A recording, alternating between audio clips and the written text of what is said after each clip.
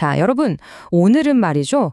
무려 100년도 더 전에 나온 아이디어인데 지금 이 순간에도 우리가 우리 자신을 어떻게 생각하는지에 엄청난 영향을 미치고 있는 뭐랄까 하나의 지적인 혁명에 대해 이야기해 보려고 합니다. 가끔 그런 생각 안 드세요? 내 안에 있는 것 같은데 도대체 뭔지 잘 모르겠는 그런 거요. 내 깊은 생각이나 밤에 꾸는 꿈, 저 밑바닥에 있는 욕망들, 대체 이런 것들은 다 어디서 오는 걸까요? 바로 이 보편적이면서도 아주 개인적인 질문에서부터 오늘 우리의 이야기가 시작됩니다. 이 말을 들으면 딱 그림이 그려지죠. 마음이 거대한 빙산 같다는 거. 우리가 볼 수 있는 건 정말 작은 일부에 불과하고 진짜 거대한 부분은 저 깊은 물속에 잠겨 있다는 거죠. 이게 바로 우리가 탐험하려는 무의식이라는 개념인데요.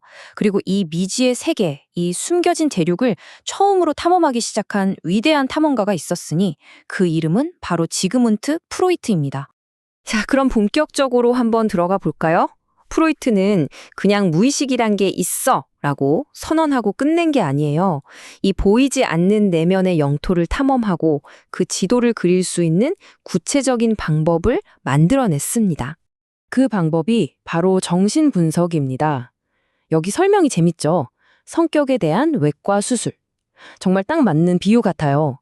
외과 의사가 메스를 들고 몸속의 병변을 찾아내 치료하듯이 정신분석은 마음의 가장 깊은 곳까지 파고들어서 우리 행동 뒤에 숨어있는 진짜 동기, 그 무의식적인 동기를 드러내고 심리적인 상처를 치유하고자 했습니다. 자, 그럼 프로이트가 그 깊은 곳에서 발견한 건 뭘까요? 바로 이겁니다. 많은 심리적인 문제들이 사실은 억눌리고 채워지지 않은 욕망에서 온다는 거죠. 그리고 그 뿌리에는 당시로서는 정말 파격적이고 논쟁적이었던 주장인데 바로 강력한 성적 본능이 자리하고 있다고 봤습니다. 엄청난 이야기였죠.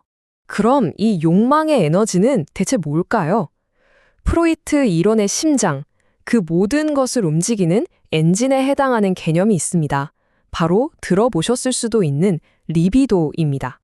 근데 여기서 중요한 게 프로이트가 말한 리비도는 우리가 흔히 생각하는 그런 좁은 의미의 성욕만을 뜻하는 게 아니었어요. 훨씬 넓은 개념입니다. 인간 행동의 근원이 되는 근본적인 갈망, 정신적인 엔진 그 자체죠.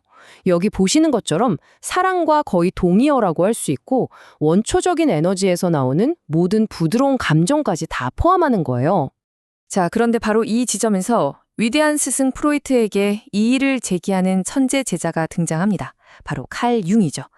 융은 물론 프로이트를 깊이 존경했지만 스승이 그린 이 무의식의 지도가 뭔가 좀 부족하다고, 대대적인 수정이 필요하다고 생각하기 시작합니다. 스승과 제자가 갈라서는 첫 번째 결정적인 지점이 바로 이 리비도의 정의였습니다. 딱 정리하면 이거예요. 프로이트는 리비도를 성적인 에너지에 집중해서 봤지만 융은 아니다, 그건 너무 좁다고 생각한 거죠. 융에게 리비도는 성적인 걸 포함해서 우리가 무언가에 관심을 갖고 창조하고 살아가는 모든 활동에 필요한 일반적인 생명 에너지 그 자체였습니다. 그리고 여기서 두 번째, 정말 결정적인 차이가 나옵니다. 바로 문제의 원인을 어디서 찾느냐는 거죠. 프로이트는 모든 문제의 뿌리가 과거, 특히 어린 시절에 있다고 봤어요. 그런데 융은 완전히 다른 이야기를 합니다. 심리적인 문제는 지금, 바로 현재, 내가 피하고 있는 어떤 과제 때문에 생기는 거라고 봤어요. 과거로 돌아가는 듯한 행동, 즉 퇴행은 원인이 아니라 그 결과물일 뿐이라는 거죠. 관점이 완전히 다르죠? 자, 이렇게 프로이트와 다른 길을 걷기 시작한 융의 관점에서 아주 흥미롭고 실용적인 이론이 하나 탄생하는데요. 이게 바로 오늘 이야기의 하이라이트입니다. 바로 두 종류의 생각에 대한 이야기입니다. 시작부터 좀 도발적인 인용문이죠? 이게 무슨 뜻일까요? 우리가 아주 대단하다고 생각하는 그 논리적인 생각, 언어로 착착 정리하는 이성적인 사고라는 게 어쩌면 아주 원시적인 소리를 그저 정교하게 다듬은 것에 불과할 수도 있다는 거예요. 즉, 우리가 쓰는 생각의 도구가 전부가 아닐 수 있다는 거죠. 바로 이 지점에서 융은 우리의 마음이 작동하는 두 가지 완전히 다른 방식이 있다고 말합니다. 하나는 현실 세계에 발을 딛고 있는 지향적 사고, 그리고 다른 하나는 내면의 소망을 따라 자유롭게 흘러가는 환상적 사고입니다. 자, 먼저 지향적 사고부터 볼까요? 이건 딱 봐도 우리가 매일 쓰는 바로 그 마음입니다. 일하는 마음이죠. 언어를 사용해서 논리적으로 따지고 현실에 맞춰서 문제를 해결하려고 하잖아요? 발표 자료를 만들거나 코딩을 하거나 계획을 세울 때 쓰는 바로 그 사고방식. 그래서 에너지가 많이 들고 하고 나면 피곤하죠. 과학기술이 다 이 사고방식 덕분에 발전한 거고요. 그와는 정반대에 있는 게 바로 이 환상적 사고입니다. 이건 꿈꾸는 마음이에요. 이건 노력해서 하는 게 아니죠. 그냥 저절로 이미지나 감정으로 흘러가잖아요. 멍하니 창밖을 보면서 하는 딴 생각, 즉 백일몽이나 한밤중에 꾸는 꿈 같은 것들이요.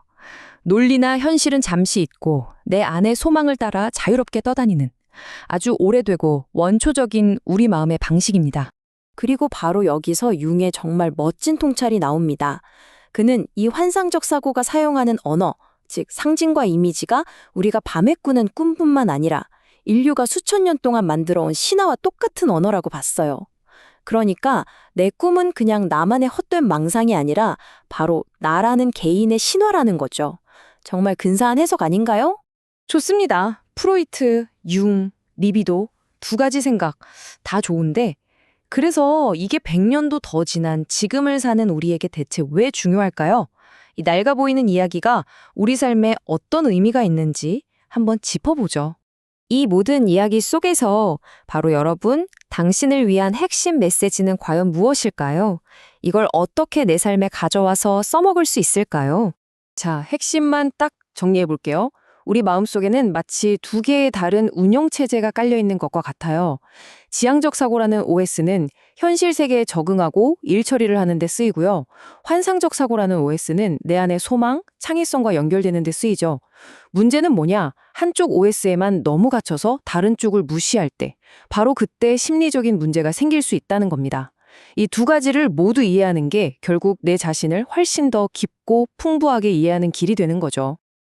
그러니까 진짜 목표는 둘 중 하나를 고르는 게 절대 아닙니다. 그게 핵심이에요. 마치 일만 하는 딱딱하고 논리적인 나와 몽상에 잠겨 자유롭게 떠도는 창의적인 나 사이에 튼튼한 다리를 놓는 것과 같아요. 그 다리 위를 자유롭게 오갈 수 있을 때 우리는 비로소 온전을 쉴 수 있는 거죠. 오늘 이야기의 마지막 질문입니다. 여러분에게 이 두 가지 마음, 두 가지 사고방식이 모두 있다면 지금 이 설명을 듣고 있는 바로 이 순간 여러분은 어떤 마음을 더 많이 사용하고 계신가요?